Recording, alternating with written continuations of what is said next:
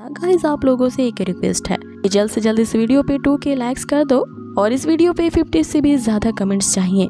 जल्दी से हमारा ये टारगेट पूरा कीजिए ताकि आपको इसका अगला एपिसोड और भी जल्दी मिल सके, क्योंकि जितना ज्यादा आप सपोर्ट करेंगे वीडियो को मैं और भी ज्यादा जल्दी लाने की कोशिश करूंगी। जैसा कि हमने लास्ट एपिसोड में देखा था कि किनान से उस सीक्रेट के बारे में जानना चाहते थे, लेकिन यहाँ पे किनान की मदद ज़ोन तंग सेक्ट के ही एक एल्डर शान लाओ कर रहे होते हैं। वो जान चुके थे कि किनान के लिए यहाँ पे खतरा है, इसीलिए उसके रहने का इंतजाम वो ऑटर सेक्ट के एक खास जगह पे करवा देते हैं।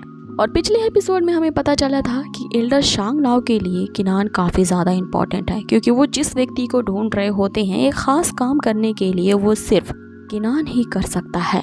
इसीलिए जब तक शांग लाओ और उसके एल्डर ब्रदर की वो विश किनान पूरी ना कर दे, किनान को उन्हें बचाना काफी जरूरी है और किनान को प्रोटेक्ट करने की जिम्मेदारी वो उसी की फ्रेंड म्याओ म्याओ को सौंपते हैं।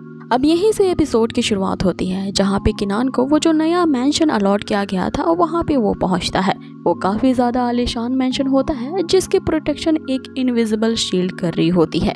अब यहाँ किनान से मिलने के लिए भाई हैंग आता है, लेकिन हम वही देखते हैं कि किनान की प्रसिद्धि दिन ब दिन फैल चुकी थी। किनान ने जो काम किया होता है वांग पैविलियन में, इसके लिए ज़ोन लिंग सेक्ट में चारों तरफ से बस उसी के ही चर्चे चल रहे होते हैं। जो छोटे मोटे डिसाइपल होते हैं वो किनान को अपना आइडल मानने लगते हैं। तो उन्हें इधर उधर की बातों से पता चल ही जाता है कि किनान को एक नई जगह पे शिफ्ट किया गया है। सारे लोग उस मेंशन के बाहर इकट्ठा हो जाते हैं और किनान को आवाज देने लगते हैं। आपकी लड़कियां तो किनान के लिए इतनी ज्यादा पागल होती हैं कि वो बाहर नारे लगाने लगती हैं आई लव यू किनान के, क्योंकि किनान का इस ज़ोन सेक्ट में बहुत ही कम टाइम में इतना ज्यादा प्रमोशन हो चुका था। वो जहाँ अभी एकमात्र ऑटर सेक्ट का डिसाइपल होता है, लेकिन उसे इतनी ज्यादा प्रिविलेज मिल रही होती है जिसका आज तक कोई मैच नहीं था। अब आगे किनान ने इस हो रहे शोर के बारे में भाई हैंग से पूछता है, जिसपे वो उसे बताता है कि ज़ोन सेक्ट के नए नए उभरते सितारे हो और अचानक से तुम्हारी प्रसिद्धि ने लोगों को, खास करके लड़कियों को, तो तुम्हारे लिए पागल कर दिया है।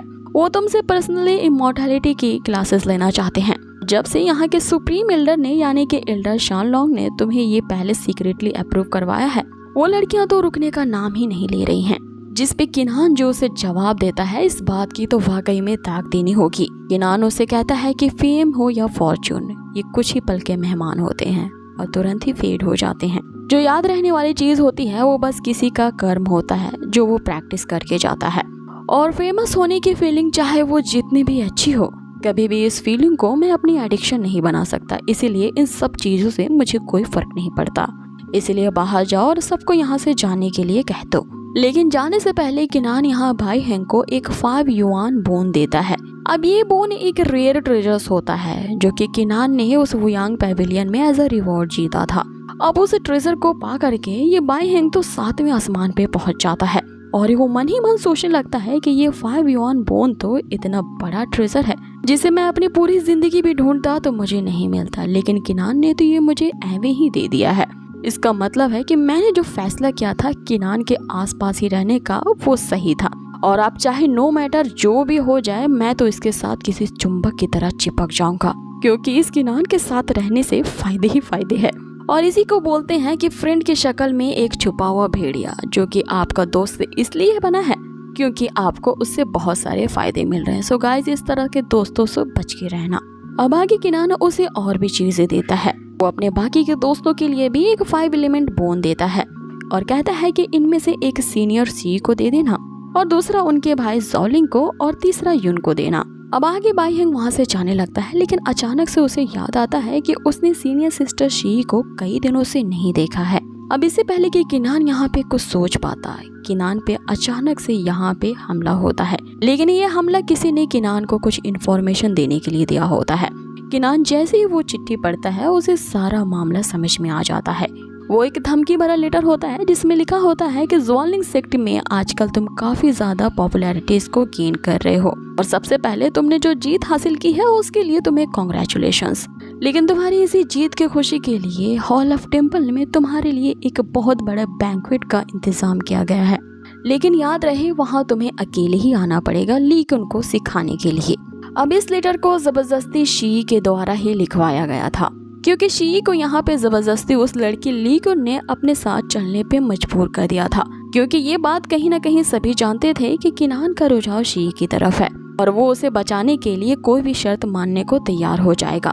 यहाँ पे किनान इमेजिन करता है कि शियू मानो उससे कह रही है कि तुम जल्दी आना, मैं तुम्हारा इनर गेट पे इंतजार करूंगी।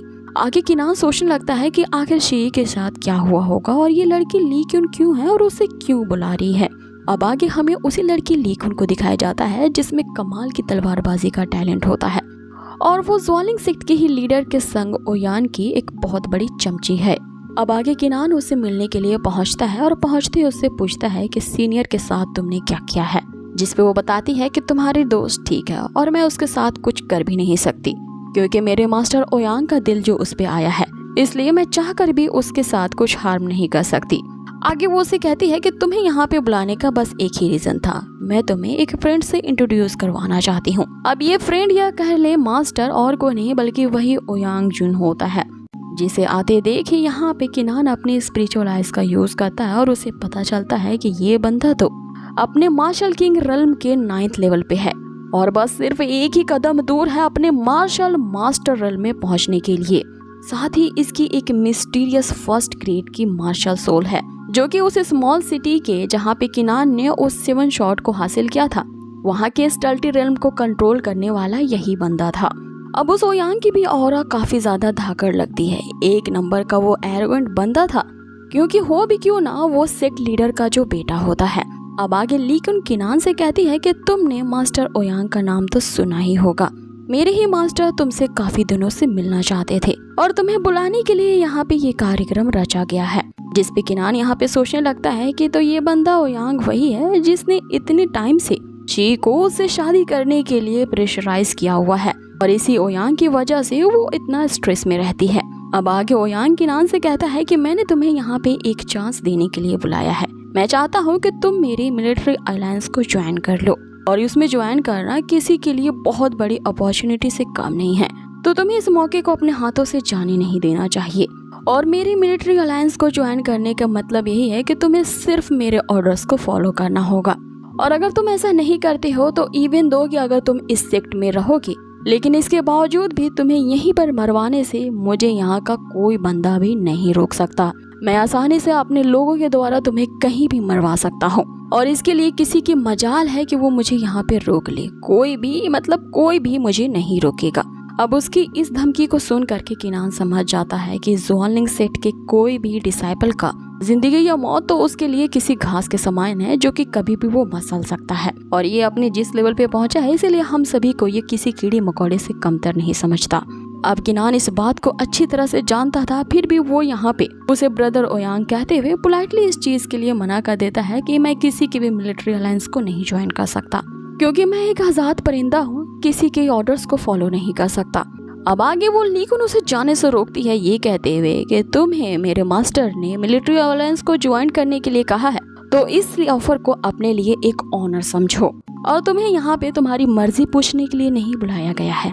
आगे वो यांग ली क्यून को रोकता है ये कहते हुए कि अरे इसे ज्यादा नुकसान पहुंचाओ मत क्योंकि मैं जानता हूँ कि जो इस ज्वालिंग सेक्ट में ये जिसके बलबूते पे उछल रहा है या जिसके बलबूते पे इसे इतना ज्यादा एरोगेंस आ रहा है वो एल्डर शांगलाओ ही है, लेकिन फिर भी मैं तुम्हें एक और चांस देना चाहता हूँ, इसलिए जवाब देने से पहले एक और बार सोच लो। जिस पे किनान यहाँ किसी के बाप की तो सुनने वाला था नहीं, वो भी उसे एक धाकड़ जवाब देता है कि मैं भी तुम्हें एक और चांस देता हूँ, तुम शी को आगे परेशान करना बंद कर दो, अदरवाइज जो भी उसे बुली करेगा फिर मैं उसका क्या अंजाम करूंगा वो सोच भी नहीं सकता। अब ऐसा कहते ही वो वहाँ से इन्हें पीठ दिखा करके निकल जाता है, लेकिन यहाँ पे सोचती ही रह जाती है कि ये बंदा तो कुछ ज्यादा ही एरोगेंट है, लगता है जिस शांगलाओ के बलबूते पे वो फड़फड़ा रहा है उसका कुछ करना होगा। इधर दूसरी तरफ ओयांग जो होता है वो ये सुन करके हंसने लगता है कि ये मुझे चांस दे रहा है, तो आगे अब देखने में मजा आएगा कि इस बंदे में कितनी कैपेबिलिटी है कि ये मेरा सामना कर पाए। अगले सीन में हम किनान को देखते हैं जो कि अपने मेंशन पहुंच चुका था और उसी वोयांग पैविलियन से मिले रिवॉर्ड का यूज करते हुए वो अपनी 7 शॉट स्किल को और भी ज्यादा इनहेंस करता है और ऐसा करते हुए उसे 3 दिन और 3 रातें लग जाती है और इतने हार्ड वर्क के बाद आज फाइनली वो सक्सेस पा चुका था क्योंकि जो उसके शॉट्स होते हैं वो अब पावर रल में इंटर कर चुके होते हैं कि तभी अचानक से उसके दरवाजे पे दस्तक होती है। कोई जोर जोर से चिनान को बाहर आने के लिए कह रहा होता है, फिर से उसे धमकी दे रहा होता है कि तुम बाहर निकलो और अभी के अभी उन तलवारों के साथ मुझसे फाइट करो। अब वहाँ पे 2 बंदे होते हैं, पहले का नाम फेंग होता है जो के जियानतान रिल्म के 9 लेवल का एक मास्टर है। उसके बगल में जो दूसरा बंदा होता है उसका नाम गौली होता है और ये लॉर्ड ऑफ पनिशमेंट हॉल का बेटा होता है।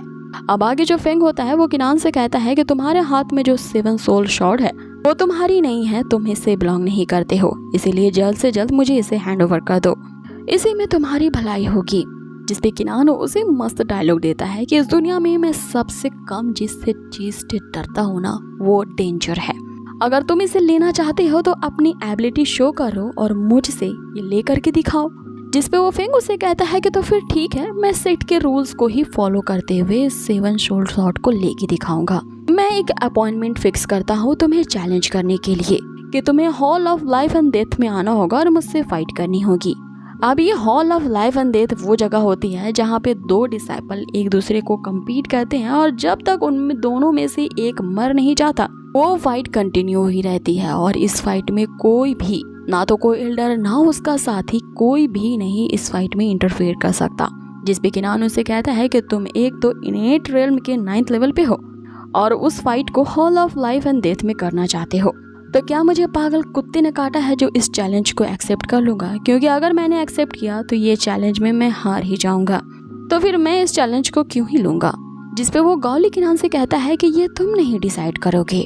मैं जानता हूँ कि इस जॉलिंग सेक्ट में कोई ना कोई एक बहुत सुप्रीम एल्डर है जो तुम्हारी प्रोटेक्शन कर रहा है, लेकिन ऐसा जरूरी नहीं है कि वो एल्डर तुम्हारे दोस्तों की भी प्रोटेक्शन करे। अब आगे वो इशारा करता है जिससे उसका नौकर जो होता है वो किनान के फ्रेंड्स को वहाँ पे बंदी बना कर लाता है।